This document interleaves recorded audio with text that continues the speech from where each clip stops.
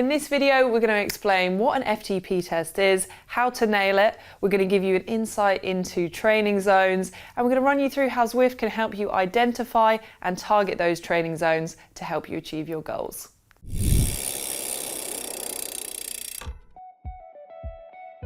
First things first, you need to set a baseline so that you can establish your FTP, so that you can train with maximum efficiency. So what is FTP? FTP, or functional threshold power, is the power that you can theoretically sustain for 1 hour max on the bike. FTP is really important because it helps you set your zones, and these zones, when implemented in a workout, can help you improve different areas of your aerobic and anaerobic capacity. Zwift uses 6 training zones, going from Zone 1, which is a very easy recovery pace, up to Zone 6, which is a maximal or full gas sprint effort. Zone 1 is 50% of your FTP, Zone 2 is 65%, Zone 3 is 81%, Zone 4 is 95%, Zone 5 is 109%, and finally Zone 6 is 125% of your FTP. One of the cool things about Zwift is that it colour codes your training zones. So once you've done your FTP test, anytime you take on one of the thousands of workouts available on the Zwift platform, you're going to be put in the correct zone for you. There are 2 different types of FTP tests that you can do within Zwift. The first is the 20-minute test and the second is the ramp test. And you also have 2 versions of these depending on your experience level and your time constraints. For the 20-minute test, the aim is to pace your best effort over those 20 minutes, and your FTP is 95% of your average power during that 20-minute test. Another option is the ramp test. It uses relatively short progressive blocks of 1-minute steps, increasing at 10 or 20 watts each time, to quickly identify your FTP. The ramp part of the test takes around 5 to 15 minutes. A ramp test is a maximal effort to exhaustion, and the goal is to record your best possible 1-minute power, so you keep pedaling until you can't go anymore.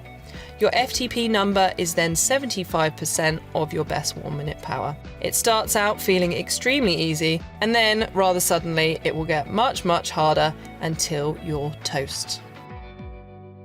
My recommendation would be to do a ramp test if you've not ridden in a while or if you're a beginner. And the reason being that although a 20-minute test can be more accurate, it's very difficult to pace a perfect 20-minute effort if you haven't got the experience or a gauge from a previous test. I also really like the ramp test because it's quick and easy to do. Therefore, you can implement it more frequently into your training plan to track your progress. I also personally find it easier to motivate myself for gradual 1-minute increases in power, and there's something quite satisfying about going until you can't go anymore. Once you've completed an FTP test in Zwift, it automatically updates all of your training zones, so next time you take on a workout, it's preloaded for you and you can just worry about laying the power down. Testing your FTP at regular intervals throughout your training blocks is going to help you monitor your training and see those improvements, which is really motivating. In general, the higher your FTP, the fitter and faster you're going to be on the bike. When you're taking on an FTP test, it can seem pretty daunting, but just remember it's only about getting a gauge that you can measure yourself against.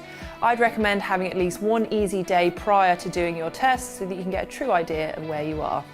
In terms of pacing, this is always a bit of a challenge. It's less of a consideration for a ramp test, but definitely with a 20-minute test, even the most skilled riders find this difficult.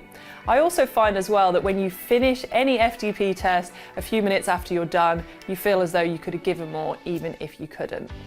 If you are taking on the 20-minute test, one of my pacing recommendations would be to break it down mentally into 4 lots of 5 minutes and think about your perceived exertion gradually increasing over those blocks of 5 minutes until you're holding on for dear life in the last 5. The key to the 20-minute test is to not go too hard in the first 5 minutes. Zwift also recommends staying seated for the effort because if you always stay seated, the results will be more comparable over time. Other than that, you can blast some motivating tunes or perhaps get family, friends or furry creatures to cheer you on to get out that last little bit of effort. Once you have your FTP number, you can take on any of the workouts or training plans within Zwift. There are loads of training plans to choose from aimed at any kind of goal or time constraint. Zwift will also continually note and inform you of increases to your FTP so that you'll be motivated to reach further. If you enjoyed this video, be sure to hit the like button and subscribe to the Cyclist YouTube channel.